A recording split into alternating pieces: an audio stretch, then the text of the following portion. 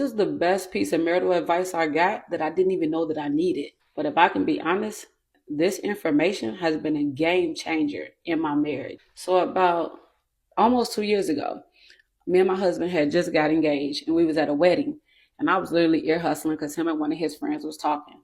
His friend was talking about how when he was married to his previous wife, he was like, yeah, man, my wife, she was amazing. She was a people person. Everybody loved her. And, we was good. And he was just going on and on talking to my husband. And then he said, but the only thing that bothered me was everybody had the same level of access to her that I did, and there was no distinction. It was literally like I was sucker punched, like the wind was knocked out of me. And I immediately heard God say, that's you, Sophia. You her. You that girl. And because you're getting married over 40, you probably want to make sure that you grab this piece of wisdom that I just released to you. One thing about me, I ain't no dummy. I'm like, oh, I better grab this because I am her. Like, I love everybody. Everybody have access to me. Everything to everybody, family, friends, and all of that. So first year of marriage, we had got all this prophecy about forever honeymoon, forever bliss, and all of these things. And we also heard people say, well, in the first year, prepare for this, prepare for that. Baby, we have had an amazing going on 2 years, January 7th. Not because it was easy, but because it was work and intentionality.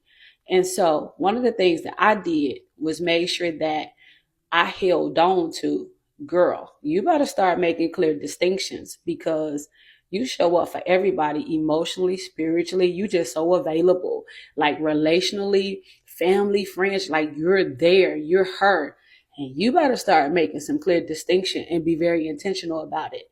And I was like, yeah, but that's what I mean I'm changing. Well, you're going to change because it's not just you. You've entered into holy matrimony and two are becoming one. And so you can't just think about who you were in your singleness. Otherwise, you'll be single.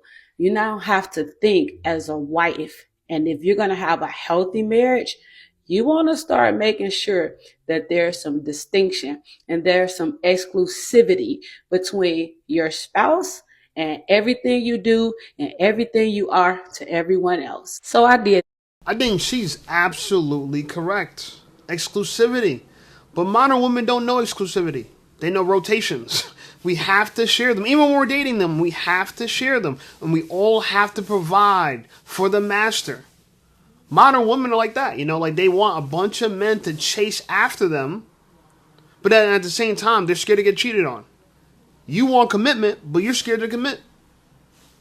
I had a video, one of my prior videos, a girl was her side dude. She was mad that her side dude wasn't committed. He's your side dude. So I recognize that most people don't want to get married. I get it. You don't want a biblical marriage, okay? But what it talks about in the Bible, it really is, if you have to strip away the term marriage and spouse and all that stuff, it really is a connection between a man and a woman in which a way where a man was willing to die for a woman that submits to him. That's the whole marriage principle behind the biblical marriage. If you want to know what a Christian marriage is, it's a woman that submits to her husband, and because of that submission, the husband is willing to die for her. Okay? A lot tougher assignment for us guys. You know what I'm saying? You just got to be quiet. We got to sacrifice ourselves. You know what I'm saying? So, but it's difficult in modern times because we don't have God. We don't have a deity in America anymore. Everyone, in fact, we do have a deity now. It's ourselves. Right? Everyone has become their own God, and therefore they believe the universe is supposed to serve them. They don't want to submit to anybody and be exclusive to anybody. Shout out to this lady. She's thinking smart, and that's why she's married. I was intentional. I made sure my husband knew outside of God, you that guy, you him. You got a side of me and you get to see a side of me that I ain't giving access to nobody else. Like, this is yours. Some of you may say, well, sex, like if you having sex, then that's enough distinction. No. You want to make sure that your spouse feels that distinction emotionally, spiritually, physically, like everything. Like, you can't just be giving your spouse what you give everybody else. And this is not just for women. Men, your woman don't want to feel like every other lady that's in your life, or she don't want to be treated the same way you treat your friends. Like, she needs to know that she's set apart. She's exclusive. Some of you leaders and pastors, who put you do and everybody else above your spouse, like, no, you want to make sure that she feels exclusive and set apart. But back to this, very intentional. And I realized, like, oh my God, I'm really different. And for a minute, that almost tormented me. Like, I literally almost like had a nervous breakdown because I was evolving and growing and changing. And I realized I'm no longer just changing for me. I'm changing because I've literally entered into holy matrimony and covenant with my husband. And so, yeah, it's going to be different. It have to be different if you're going to have a healthy, successful, blissful marriage, because it's no longer just about you. It's about covenant.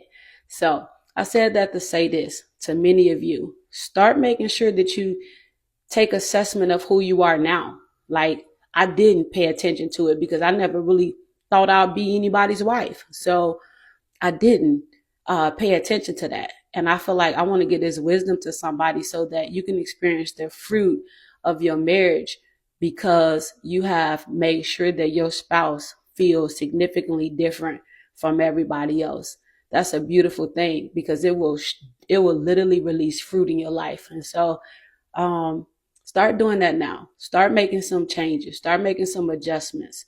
Start making sure that there's some distinction and some clear boundaries that's put in place early so you don't have to do them later. But yeah, I just wanted to say that.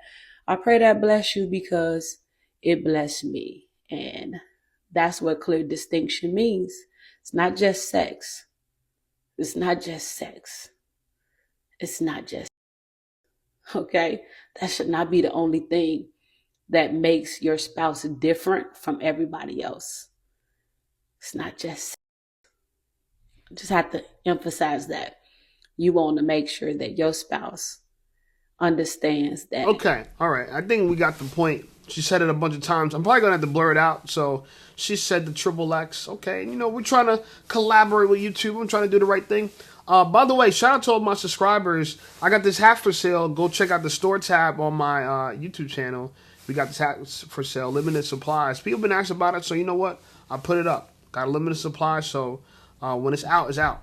We might restock. She said something very interesting. She said that she never thought she'd be a wife. I don't think a lot of black women think they'll be wives. I think a lot of black women want wives. They want husband wives, right? They want husbands that submit to them, and I get it. We've learned growing up, happy wife, happy life, right? Put the woman first. I better put that woman first. I'm from Jersey, so Jaheim was singing that. So it hit to us even more. You know what I'm saying? Put that girl first. You gotta sing like Jaheim, okay? New Brunswick, all right? But, I'm thinking about it and I say, how many women really think that they're gonna be wives? Like, probably very few. And because they want to put their career first, right? They want to put their education first. They don't want to put their man first. Their man has to put them first, right? Happy wife, happy life. And now men are pushing back and saying, well, happy man, that's God's plan. I thought that was pretty clever. Happy man, that's God's plan. That's pretty good. But what about happy spouse, happy house? See, since everybody loves themselves so much and they're so selfish, what if we make each other part of our selfishness? That you take care of me out of your own selfishness, and I take care of you out of my own selfishness, because we're us. We're not just you. We're not just me. I think we'd be better off that way. But so many people, they're worried about. They're worried about cheating, and I get it. I'm worried about. I don't want to get cheated on. But I think women in particular are so worried about being cheated on, and I think that. That's an obsession that you're going to be with someone and they're just going to screw somebody else because everybody's screwing everybody, right? Nobody is like really being exclusive to each other from the jump. Like, you meet a girl and she got bodies. So how can she be exclusive to you? If anything, you got to figure out, can you join a team of people, that already plucked her? You know what I'm saying? Like, you're trying to see if you can get on that short list, or for some girls, a long list. I don't even want to think about being on somebody's long list. That sounds terrifying, right? But that's a fact. We don't get virgins anymore. So, we're growing up in a culture where you have to expect that your wife is already used and abused. It's unfortunate. Women accept this. I think women should start pushing back at this. I think women in the future, our kids and our grandkids, I think what they're gonna do is they're gonna return back to this. I think we're gonna have a great reset for sure in the world, because we went so debaucherous, right? Everyone's just giving themselves away for free, for only scams. You know what I'm saying? I think we need to be creating content for sure, but I don't think we need to just give up our sacred goods. You know, I really don't. I really think that people really should think about that exclusivity. I think that's an important thing. And then the goal will be learn how to be exclusive, learn how to be married, and stay married. That'll be a message that we got to teach our kids and our grandkids. Learn how to be exclusive, learn how to be married and stay married. Because a lot of women ain't married.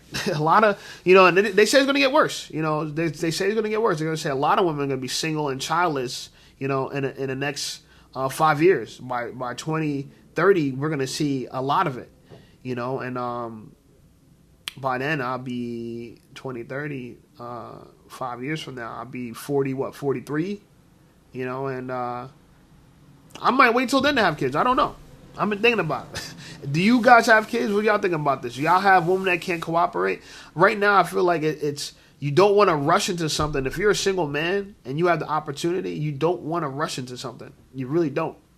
But I hope girls take this lesson very seriously, because if you want to be married, this is probably what you got to do. Some of the comments behind me said this was good advice for husband and wife.